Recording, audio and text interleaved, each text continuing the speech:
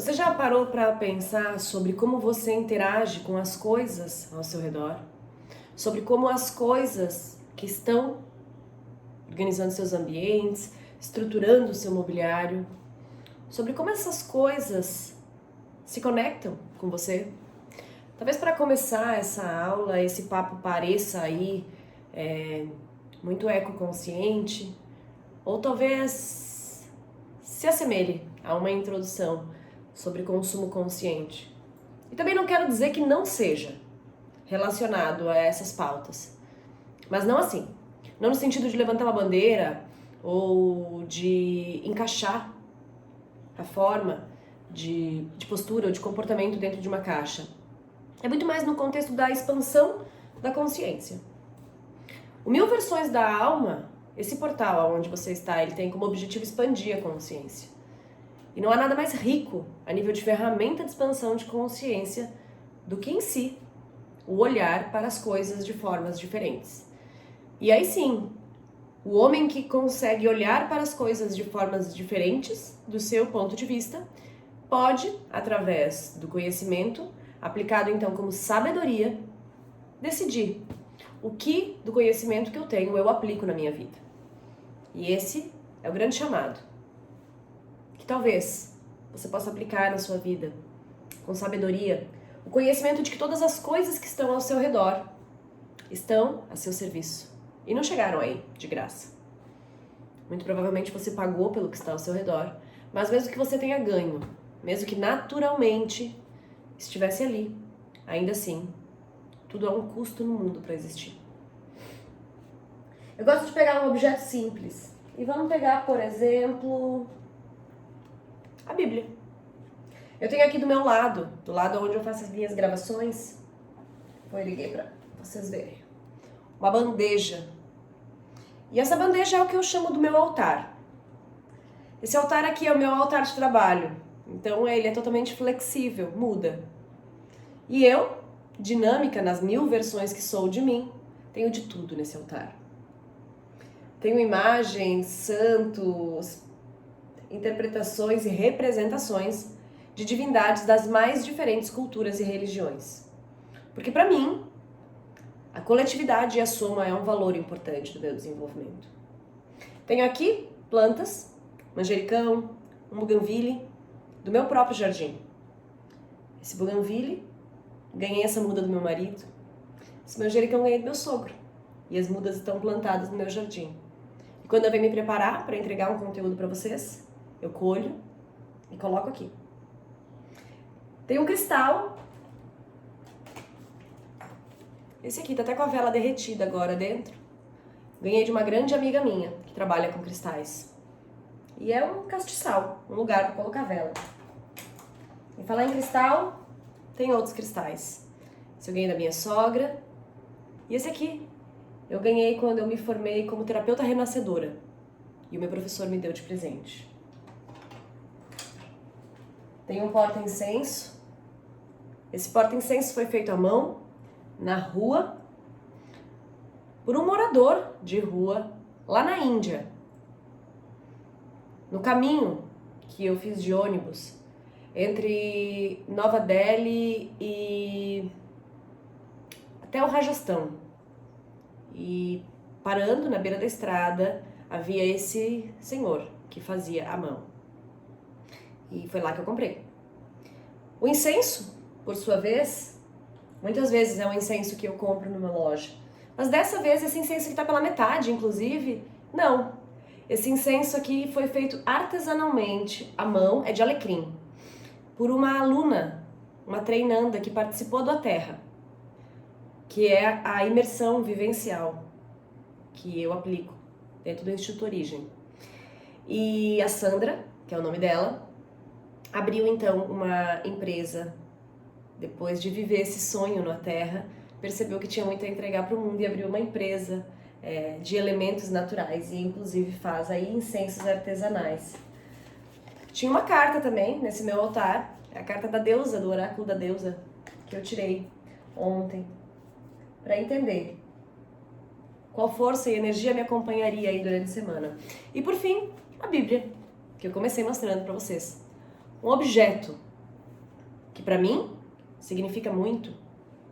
E coincidentemente, esse objeto, para muitas pessoas, significa muito ao redor do mundo. Mas, ainda assim, é um objeto. Houve um feitio para esse objeto. E eu comecei essa aula te falando que eu gosto de pegar um objeto, algo que esteja em mãos, algo que esteja próximo de mim, para explicar a linha de raciocínio sobre a consciência das coisas ao nosso redor. Tudo ao nosso redor custa para que chegue até nós. E essa Bíblia, esse livrinho aqui, ele foi pensado, não historicamente, mas por alguma editora. Pensou. Para isso contratou alguém que diagramou. Essa pessoa que diagramou deve ter contratado, nesse caso, um estudioso, né? Para trazer, então, de todas as Bíblias, a forma certa de diagramar. Houve a gráfica. E a parte da correção.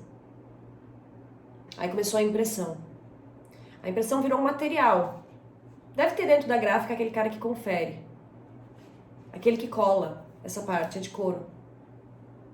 Depois que a gente cola, vem uma máquina chamada Hot Stamping. Faz esses douradinhos aqui em gráficas. Deve ter um operador de Hot Stamping. Mas que para que o operador de Hot Stamping possa operar, muito antes da Bíblia, não da Bíblia original, mas dessa, alguém deve ter pensado em uma forma de fazer uma máquina de Hot Stamping. Talvez alguém teve uma ideia, pediu dinheiro para um pai para executar essa ideia. Criou uma máquina de Hot Stamping. Imagina quando não existia nenhuma, que legal. Primeira pessoa a pensar sobre isso. E imaginar que alguém gostaria uma hora de imprimir dourado em cima de uma capa de couro. E aí essa pessoa fez a máquina de Hot Stamping, patenteou. Tem alguém que abriu uma empresa de patentes. E aí patenteou a forma da máquina, que usou várias peças para essa máquina, né? Que alguém lá atrás, entre a Bíblia e o Hot Stamping, deve ter criado as peças. Cara, que engenharia o cara que criou as peças, né? Imagina, criar peças. Peças que se entrelaçam e fazem máquinas funcionar. Como ele podia imaginar que as peças que ele ia criar iam fazer motor de carro andar, fogão de casa funcionar e Bíblia sem pressa. Que legal. O cara montou essas peças. Aí alguma fundição deve ter feito as primeiras amostras. Sabe que para fazer uma amostra tem que fazer um molde? Para fazer um molde, geralmente a gente faz uma peça de silicone, onde o formato é feito através de um material líquido que depois se expande e a gente gera um molde. Então, para fazer uma peça na fundição do cara que pensava em fazer máquinas, que posteriormente foi usada pelo cara de Hot Stamping, que precisava imprimir a Bíblia, ela usa molde. E alguém faz molde. Cara, alguém na nossa história pensou em fazer molde. Cara, massa, né? Pensou em fazer molde. Já pensou? Dá pra fazer chupeta de bebê. Dá pra fazer móvel. Dá pra fazer acessórios. E também dá pra fazer peça que vai se transformar em máquina, que vai se transformar em algum equipamento que talvez algum dia faça um hot stamping pra Bíblia chegar no altar da Cássia. Legal, hein? Pensar nisso. Acho que tu entendeu, né? Ou se tu quiser eu posso continuar. E a gente pode ficar horas aqui compreendendo o conceito de que tudo que chega a mim custa muito. E esse custo não é um custo financeiro. Esse custo não é sequer um custo negativo. Mas é sim o custo daquilo que há de mais precioso para o ser humano. Tempo. Para que eu tivesse um bem material, alguém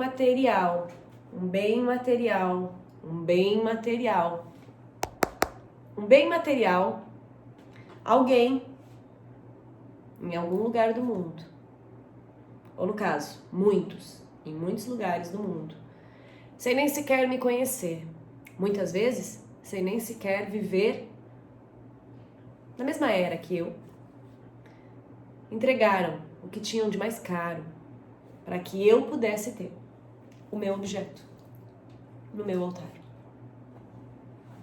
porque custa tempo.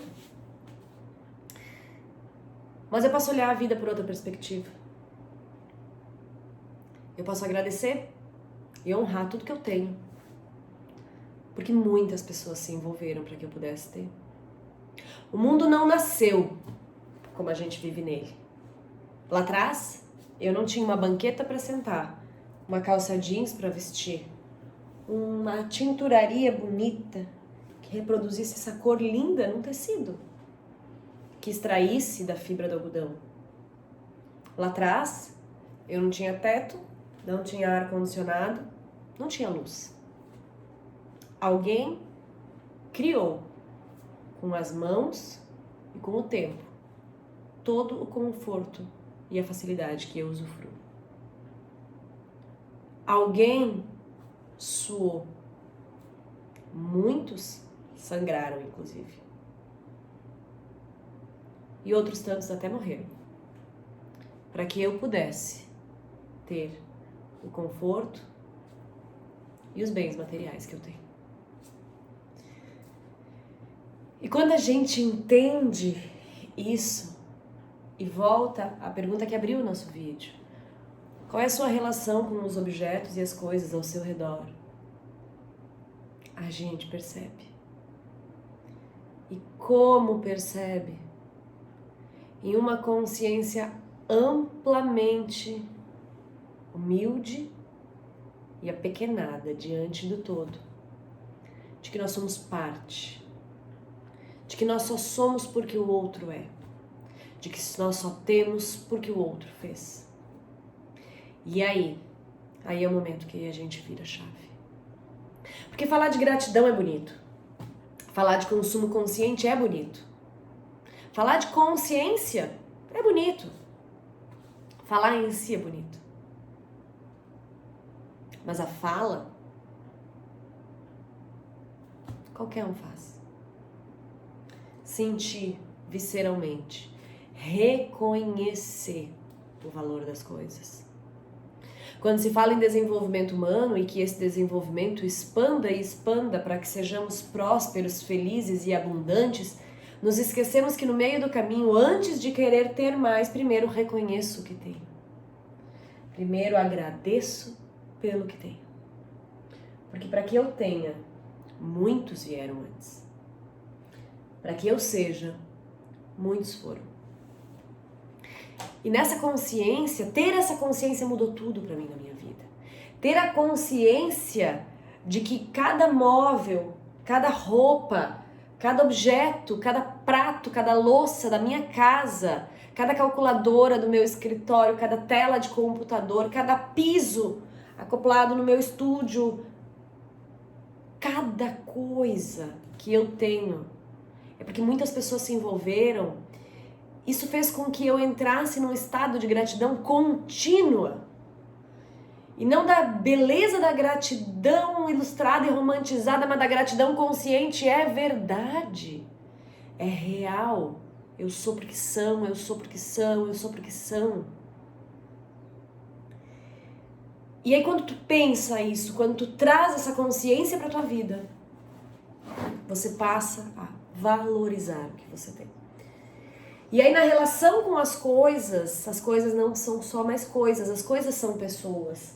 Essa carta não é mais só uma carta, essa carta é todas as pessoas dessa gráfica, é todas as pessoas do correio que embalaram esse oráculo para mim, é todas as pessoas, os artistas que desenharam as artes que foram compradas para serem impressas aqui. É toda a intenção, é toda a pessoa que lá atrás inventou o primeiro baralhinho e disse que cartas desse jeito a gente pode brincar. Essa carta não é essa carta são todas essas pessoas, e essas pessoas são todas essas histórias. Porque talvez, e só talvez, a pessoa que desenhou esse desenho lindo, talvez tenha feito isso num dia, onde teve que deixar seus filhos na sala, enquanto fazia isso porque era o ganha-pão. E só talvez essas crianças, nesse dia, sentiram saudade da mãe e do pai. E só talvez essa mãe ou esse pai não pôde suprir essa saudade, que estava pintando essa carta, para que um dia chegasse até mim. Essa é a história por trás das coisas.